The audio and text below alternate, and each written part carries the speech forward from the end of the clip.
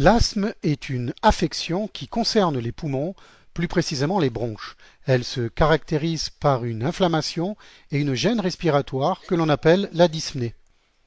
Pour comprendre la physiopathologie de l'asthme, c'est-à-dire en quelque sorte son mécanisme, il est nécessaire d'avoir quelques notions de base sur les bronches, les bronchioles et les alvéoles pulmonaires. L'animation suivante nous explique les raisons de survenue de l'asthme. Pour cela, il nous faut pénétrer à l'intérieur même de la substance pulmonaire, c'est-à-dire du poumon lui-même, à la rencontre des bronchioles. Ces bronchioles, tels que nous le voyons maintenant, sont de minuscules tubes qui relient la trachée où pénètre l'air à l'alvéole elle-même où se font les échanges gazeux décrits dans la vidéo consacrée aux poumons. Il nous faut maintenant pénétrer à l'intérieur d'une bronchiole pour comprendre la raison de la survenue de l'asthme. Pour bien visualiser cette physiopathologie, c'est-à-dire le mécanisme de l'asthme, nous allons procéder, après nous être approchés de la bronchiole, à sa section en deux parties, de façon à connaître son anatomie intime. En faisant pivoter la partie sectionnée de la bronchiole, nous remarquons que celle-ci est constituée de plusieurs couches.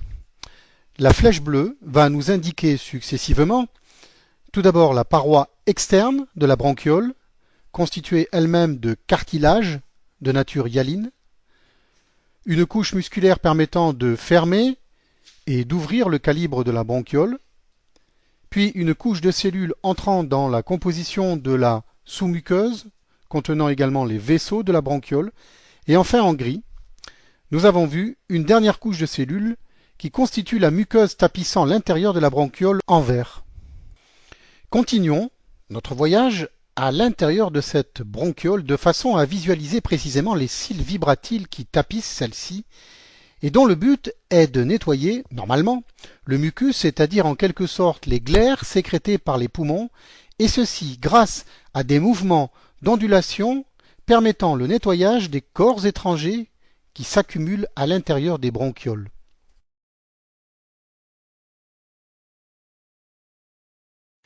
Chez un individu non fumeur et qui ne présente d'autre part aucune pathologie, maladie, de l'appareil respiratoire, les cils vibratiles se comportent à la manière d'un champ de blé possédant la capacité de déplacer par leur extrémité les gouttelettes de mucus qui sont normalement sécrétées et qui permettent habituellement d'humidifier les parois de la bronchiole.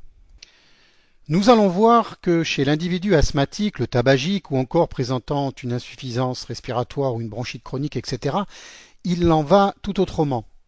En effet, non seulement les cils vibratiles que nous venons d'observer sont extrêmement ralentis, mais d'autre part, ils ne possèdent plus la même capacité à nettoyer la bronchiole, pour plusieurs raisons. L'une d'entre elles est l'accumulation du mucus que nous observons ici, qui est devenu épais et dense. À cela s'ajoute une inflammation de la muqueuse qui sécrète des substances supplémentaires venant paralyser les cils, sans parler de la bronchoconstriction que nous allons étudier maintenant, c'est-à-dire la fermeture importante du calibre des bronches. Nous voyons sur ces images l'accumulation de mucus en jaune, ce qui nous permet, dans un premier temps, de mieux comprendre les difficultés respiratoires rencontrées par le patient asthmatique. Voyons maintenant la deuxième caractéristique de l'asthme, à savoir la bronchoconstriction, autrement dit, la fermeture du calibre des bronches et des bronchioles. Quand un individu respire, il pénètre à l'intérieur des voies aériennes différentes substances que l'on appelle des allergènes, c'est-à-dire des corps étrangers.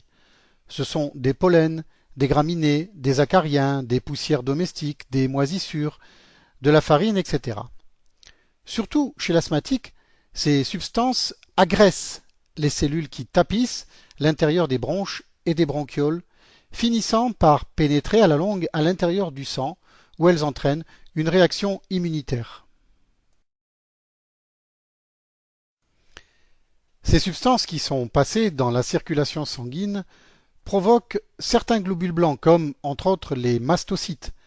Ces leucocytes, puisqu'il s'agit bien de globules blancs, vont à leur tour, en réaction à cette agression, libérer des substances telles que l'histamine, les leucotriènes et les prostaglandines.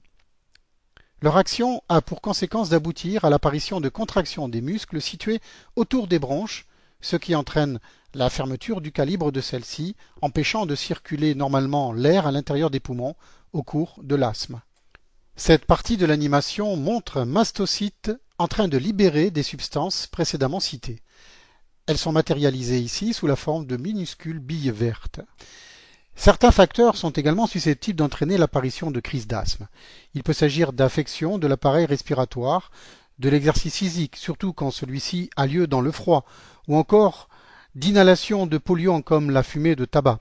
Enfin, une contrariété où certains médicaments, tels que l'aspirine entre autres, sont susceptibles d'entraîner la survenue de crises d'asthme également. Voyons maintenant quels sont les principaux symptômes de l'asthme. Avant tout, il s'agit de difficultés à respirer, mais aussi de sifflements, de râles et de toux. Ceci s'explique par la pénétration insuffisante de l'air à l'intérieur des poumons et surtout par l'expiration qui est très difficile, s'accompagnant parfois de convulsions respiratoires.